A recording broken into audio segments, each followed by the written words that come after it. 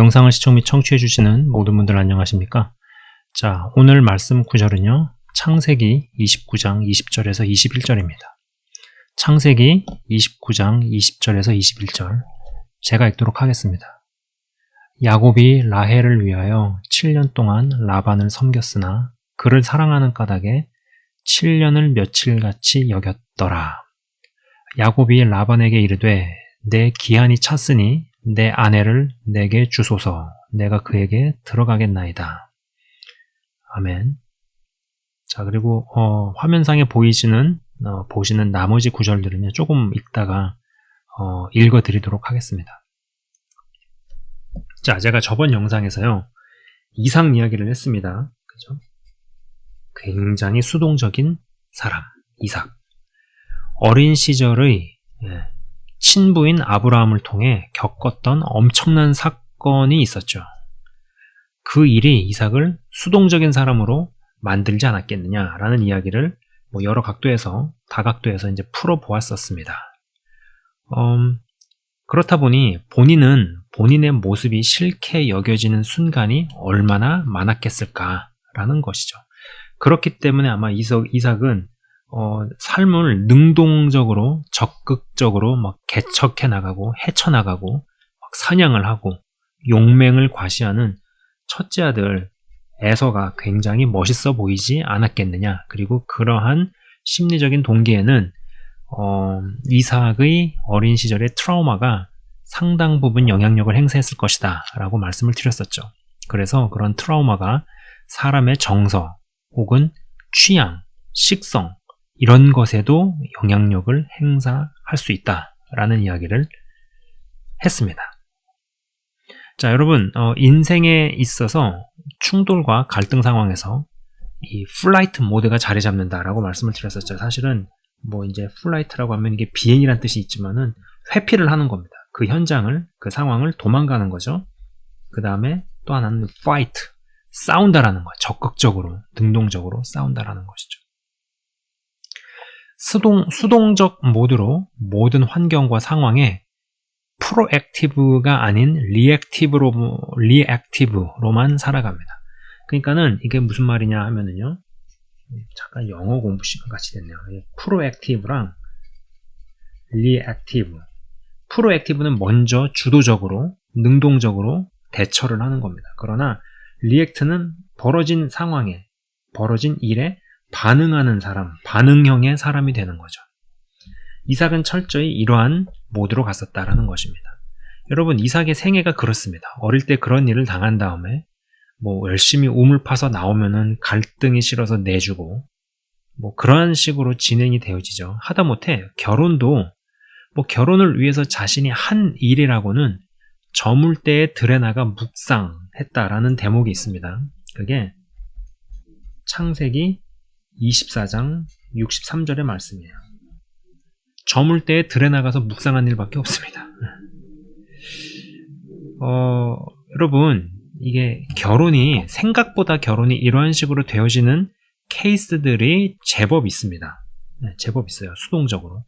이 남자랑 결혼하기 싫은데, 이 사람은 아닌 것 같은데, 그런 생각이 들고 마음이 드는데, 헌데 또 가족 중 누군가가 굉장히 강요해서, 또 분위기에 휩쓸려서, 이렇게 어떻게 수동적으로 반응형으로 가다가 덜컥 결혼까지 가게 돼버리고 이런 일들이 꽤 있는 것이죠. 자기 의견이나 자기 주장을 못하고 수동적으로 결정되어지는 경우가 있다라는 것입니다. 이게 결혼만 그렇겠어요. 근데 반대의 경우도 있다라는 것입니다. 이삭과는 다르게 능동적이고 적극적인 야곱을 봅니다. 야곱이요. 목적을 위해서는 수단은 상관없습니다. 사기를 쳐서 장자권을 빼앗아도 상관없습니다. 그러나 하나님의 택한 자녀라면요, 그렇게 한 것에 대해서, 한 일에 대해서 대가 지불을 하게 만드시죠.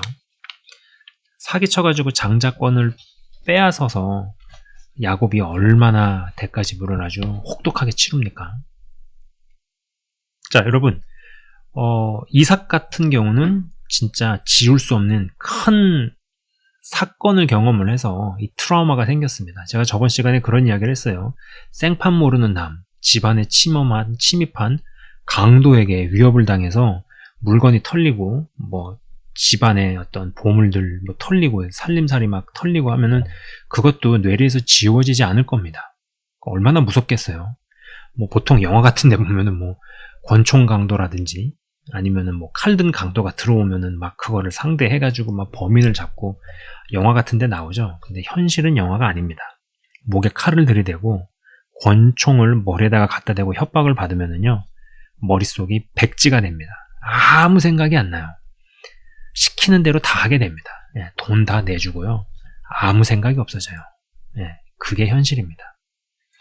하물며 그러한 큰 사건을 경험을 해도 이게 어마어마한 트라우마가 생기는데 이 일을 친부한테 당했어요. 그러니 말할 필요가 없죠.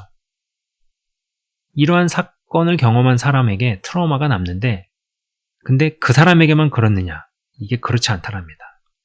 그렇지 않다라는 것이죠. 큰 사건이나 악행을 저질러도 트라우마를 겪습니다. 자, 여러분, 제가 오래전에 그런 이야기를 한 적이 있었어요.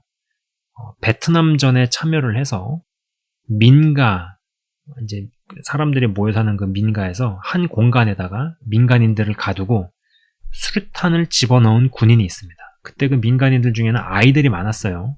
이제 전략상, 작전상 이동을 해야 되는데 거기에 한 명도 살려두지 않고 떠나라 그런 명령을 받았나 보죠. 그래가지고 한 공간에다가 민간인들, 아이들을 다 집어넣고 거기다가 수류탄을 집어넣었습니다. 여러분, 그러한 상황에서 어떤 이가 살아남으면 그 살아남은 사람이 겪을 트라우마라는 거는 어마어마하겠죠. 근데 수류탄을 집어넣은 사람에게는 아무 일이 없을까요? 전쟁이 끝나고 이제 귀국을 합니다. 귀국을 해서 살라고 하는데 밤만 되면은 그 장면이 떠오릅니다. 수류탄을 집어넣기 전에 공포에 떨고 있는 사람들의 얼굴, 두려움에 함몰된 어린아이들, 울고 그런 모습이 떠올라요. 잘 때도 떠오르는데 꿈도 꿉니다. 이제는 이 사람이 맨정신으로 못 살기 시작해요. 자기 전에 항상 술을 마십니다. 마시는 술의 양이 늘어나요. 점점 알코올 중독으로 이어집니다. 정상 생활이 어려워요. 깨어있을 때 이게 깨어있는지 자고 있는지 구분과 분간이 안 될 정도로 사람이 계속적으로 망가지다가 결국은 이제 알코올 중독자가 되고 상담 치료까지 받게 되는 지경까지 가게 되어지죠. 여러분, 이 야곱이라는 사람은요, 거침없었어요. 이삭과는 분명히 달랐습니다. 자신의 기호가 뚜렷하고 자신이 사랑하는 여자에게 7년이 며칠에 불과할 만큼 열정적으로 사랑을 했습니다. 아까 본문에도 그랬죠. 그를 사랑하는 까닭에 7년을 며칠같이 여겼더라 라는 것입니다. 여러분, 이 인간관계라는 거, 특별히 남녀 사이라는 것이요, 서로 사랑하는 관계라고 이야기를 한다고 하더라도 이것이 무슨 50대 50이 아닙니다. 50대 50이 아니에요. 사실 어느 관계에서도 이게 50대 50으로 무슨 칼로 무베듯이 나눠지는 게 아닙니다. 어떤 형태로든 갑을관계가 생겨요. 야, 내가 50만큼 너 사랑할 테니까 너도 나에게 50만큼만 사랑을 해라. 이게 어림없는 소리죠. 마음이 마음대로 되지 않습니다. 또 마음이라는 게 그렇게 움직이는 게 아니에요. 이 더 사랑하는 쪽이 항상 을입니다. 저는 그런 생각도 해보곤 합니다. 하나님께서는 우리를 더 사랑하시잖아요. 이게 그럴 수밖에 없는 게, 여러분, 우리의 사랑과 하나님의 사랑이 같을 수가 있어요? 시작점부터가 다른데, 하나님의 사랑이 훨씬 더 용량이 깊고 훨씬 더 양이 크지 않겠습니까? 그렇기 때문에 우리가 하나님을 사랑한다고 고백을 하고 사랑을 표현을 한다고 해본들 하나님께서 우리를 사랑하시는 그 사랑이 더 클 수밖에 없죠. 그건 당연한 거예요. 그렇다 보니까는 하나님께서 더 사랑을 하셨기 때문에 어떤 면에서는 언제나 을이었을 듯도 싶습니다. 그래서 오랜 기간 동안 역사가 진행이 되어지는 동안에 하나님께서 경험하셨을 그런 어떤 아픔들이 얼마나 누적이 되어지고 쌓였을까, 뭐 이런 생각도 해보는 거죠. 인간관계도, 특히 이 남녀관계도 그렇습니다. 그래서 을은 속이 항상 타들어가고요. 그리고 갑은 철이 들지 않습니다. 여러분 뭐 그런 표현 있지 않습니까? 뭐 있을 때 잘해 후회하지 말고 라는 말이 그냥 나오는 게 아닙니다. 보통 또 누군가가 그런 이야기를 하죠. 야, 내가 사랑하는 남자 혹은 여자랑 결혼해야 한다고 이야기합니다. 뭐 맞습니다. 동의합니다. 사랑한다고 느끼는 또 사랑하는 사람하고 결혼을 해야죠. 헌데 내가 사랑을 해도요. 상대보다 분량이 크면 속 알리를 더 하게 되고 분량이 적으면요. 또 철이 없습니다.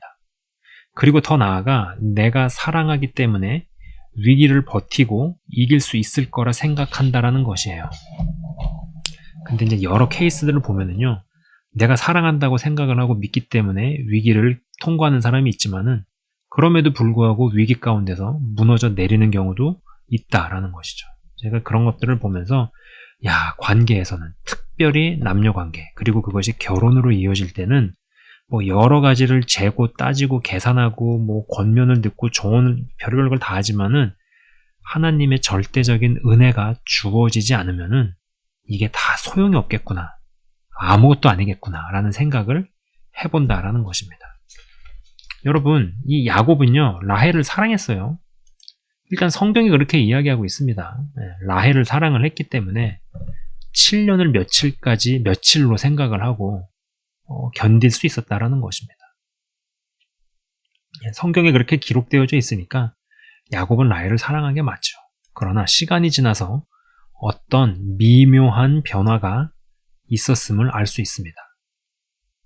자, 여러분, 제가 이 왼쪽 상단에 창세기 29장 20절, 21절을 작성을 했지만, 그 밑에를 보면 창세기 35장 9절이 있습니다. 제가 읽어보도록 하겠습니다. 라헬이 죽음에 에브랏 곧 베들레헴 길에 장사되었고, 그죠? 그 다음에 창세기 49장 29절에서 31절입니다. 그가 그들에게 명하여 이르되 내가 내 조상들에게 돌아가리니 나를 햇사람 에브론의 밭에 있는 굴에 우리 선조와 함께 장사하라. 이 굴은 가나안 땅 마므레 앞 막벨라 밭에 있는 것이라. 아브라함이 햇사람 에브론에게서 밭과 함께 사서 그의 매장지를 삼았으므로 아브라함과 그의 아내 사라가 거기 장사되었고 이삭과 그의 아내 리브가도 거기 장사되었으며 나도 레아를 그곳에 장사하였노라. 자, 라헬이 애 낳다가 먼저 죽었지만은요, 야곱의 말년에 정통성이 있는 장소에서는요, 레아를 언급합니다. 그리고 실제로 그곳에 레아를 묻었어요. 아니, 라헬을 사랑했다면서요.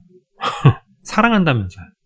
그러면은, 베들레헴 길에 장사한 뭐 라헬의 명패라도 갖고 오든지 아니면은 그 무덤에서 뭐 흙이라도 갖고 와가지고 퍼오든지 그렇게 해야 되지 않습니까? 근데 그러한 이야기가 일절 없고 정통성이 분명하게 나타나는 그 매장지, 자기 선조들 아브라함과 사라, 이삭과 리브가 묻혀있는 그곳에 레아랑 야곱이 묻히게 되었다라는 것이죠. 야곱의 마음 가운데 분명히 이게 어떠한 심경의 변화가 저는 있었을 거라고 생각을 합니다. 자, 그리고 우리가 이제 성경의 이야기를 알고 있죠. 라헬과 야곱에서는요, 이 둘의 관계에서는 라헬이 갑이고 야곱이 을이었으나 레아와 야곱은 레아가 을이고 야곱이 갑이었습니다. 말년에 가서 이제 야곱이 죽을 때를 눈앞에 두고 이런저런 마음들이 올라올 때 여러 감정들이 있었을 수 있어요. 레아에 대한 미안함이었을 수도 있고 또 자신의 미숙함이었을 수도 있고 여러 복합적인 심리가 있었을 것임이 분명해 보입니다. 여러분, 이 야곱이 라헬을 사랑했습니다. 성경이 그렇게 말하고 있어요. 근데 문제는 이 사랑이라는 것도 나로부터 나오면 그 사랑을 통해서 인생의 위기, 뭐 결혼의 위기, 중년의 위기를 반드시 이기고 견딜 수 있느냐라는 것이죠. 여러분, 그거는요, 그럴 수도 있고 아닐 수도 있어요. 그래서 그런 부분을 자신하거나 장담하지 못한다라는 겁니다. 여러분, 나로부터 나오는 것을 진짜 확신할 수 있습니까? 확신할 수 있어요. 그리고 하나님이 역사하시면 여러분, 좋았던 게 싫어지기도 하고요. 싫었던 게 좋아지기도 합니다.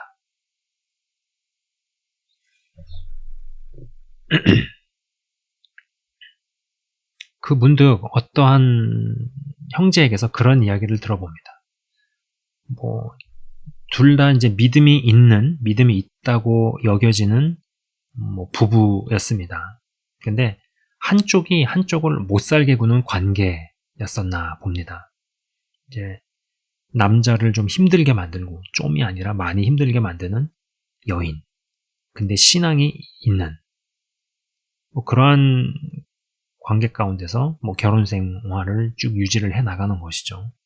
10수년의 기간이 지나던 어느 날 십자가에 달린 배우자의 모습이 보이고, 그 다음에 그 자매가 창을 짚고 사정없이 찔러대는 모습을 보았다라는 것이죠. 그걸 보고 있다가 갑자기 점점 그 배우자 얼굴이 예수님으로 바뀌었다라는 겁니다. 이 일을 경험을 하고 그 자매분이 엄청난 충격을 받은 거예요. 충격적인 사건이죠. 여러분, 이 트라우마로 인해서 수동적이 되든 능동적이 되든 악한 일을 저지르든 혹은 어떠한 악한 일을 경험을 하든 가해자가 되든 피해자가 되든 트라우마라는 것에 대해서 벗어나기는 어렵습니다. 여러분, 이 죄의 영향력이라는 것이 깊이 묵상을 하고 생각을 해보면 해볼수록 우리가 박탈당한 것들이 얼마나 어마어마한 것들을 빼앗기고 살아가는지에 대해서는 더 말할 필요가 없어요. 그래서 우리의 인생은요, 하나님의 은혜가 절대적으로 필요합니다. 능동적으로 일을 벌이고 능동적으로 진취적으로 열정을 다해서 사랑을 한다고 생각을 했지만 또 실제로 사랑을 했고요. 근데 그것도 바뀝니다. 그것도 변하기 시작해요. 관계가 무슨 칼로 무베듯이 마음이 50대 50으로 주고받고 이렇게 가지 않습니다. 더 사랑하는 쪽이 을의 입장으로 갑니다. 레아는 얼마나 야곱 때문에 속이 끓고 애태우고 소가리를 했겠습니까? 또 그에 비해서 갑에 있다고 여겨지는 사람들은 얼마나 뭘 모르고 그리고 미숙함을 달고 살았겠습니까? 능동적이든 수동적이든 인생은 고단하다라는 것이죠. 그렇기 때문에 우리의 인생은요, 하나님의 은혜가 절대적으로 필요합니다. 그리고 그분의 열심이 우리를 성장시키시고 성숙하게 하신다라는 것이죠. 자, 제가 오늘 준비한 내용은 여기까지입니다. 잠깐 기도하고 마치도록 하겠습니다. 하나님 아버지 감사합니다. 누군가는 굉장히 수동적으로 살아갑니다. 또 누군가는 굉장히 능동적으로 살아갑니다. 그러나 능동적으로 살아간다고 해서 다 되는 것도 아니고 수동적으로 살아간다고 해서 다 되는 것 또한 아닙니다. 하나님의 절대적인 은혜가 필요합니다. 내가 진취적으로 일을 벌리고 능동적으로 사랑을 하고 쟁취를 해도 그게 어느 시점에 어느 순간에 에너지가 떨어져서 바뀌게 될지 변하게 될지 모를 일입니다. 악한 일을 경험하는 사람도 트라우마가 생깁니다. 그러나 악한 일을 저지르는 사람도 그것이 트라우마로 남습니다. 그리고 사실 어떤 면에서는 능동적으로 사기를 치고 빼앗아서 살아보았지만은 결국은 그 일들은 자신을 더욱더 힘들게만 만들었고 한 지붕 밑에서 한 여인과 같이 사는 것도 만만한 일이 아닌데 무려 4여인을 한 집에서 같이 살아야만 했었던, 밖에 출근을 해서 밭일을 마치고 집안에 들어가기 전에 나는 또 제2의 직장에 출근한다라는 마음으로 야곱은 집안에 들어가지 않았을까, 그런 생각을 해보기도 합니다. 그러나 엄밀히 이야기해서 하나님께서는 태중에 야곱과 에서가 있었을 때 큰 자가 작은 자를 섬기리라 라는 말씀을 주셨습니다. 그 말씀에 의거해서 건강하게 수동적인 모드로 야곱이 반응을 했으면은 야곱은 인생을 험난하게 살 필요가 없었을지도 모릅니다. 주님, 어떤 면에서는 나로부터 올라오는 조바심을 견디지 못해 일을 벌리고 능동적으로 대처하다가 인생을 스스로 피곤하게 만드는 것은 아닌가라는 생각 또한 해보게 되어집니다. 그러나 우리가 좀 다소 수동적으로 살든 다소 능동적으로 살든 가장 중요한 것은 모든 것 합력하여 선을 이루시고 그리고 우리에게 하나님께서 절대적인 은혜 가운데 인도해 가시는 것, 이것이 가장 중요하다라는 것입니다. 저를 비롯해서 영상을 시청 및 청취하시는 분들이 하나님 아버지, 하나님께서 지혜롭게 건강하게 보호받으면서 갈 수 있는 길을 이미 주셨음에도 나의 어떠함을 못 다스려서 스스로 나의 인생을 힘들고 괴롭고 시궁창 가운데로 내던지는 일이 없도록 하여 주옵소서. 어떠한 형태로 살아도 인생은 고단합니다. 죄된 세상에서 죄성과 싸우며 나아갑니다. 그러한 가운데 하나님의 끊임없는 은혜로 말미암아 결국은 믿음 안에서 더욱더 굳건해지고 믿음의 장성한 분량에 이르는 모두가 다 되게 하여 주옵소서. 영상을 시청 및 청취하시는 한 분 한 분 주의 이름으로 축복하며 기도합니다. 감사합니다. 예수 그리스도 이름으로 기도드리옵나이다. 아멘. 지금까지 시청 및 청취해 주셔서 대단히 감사합니다.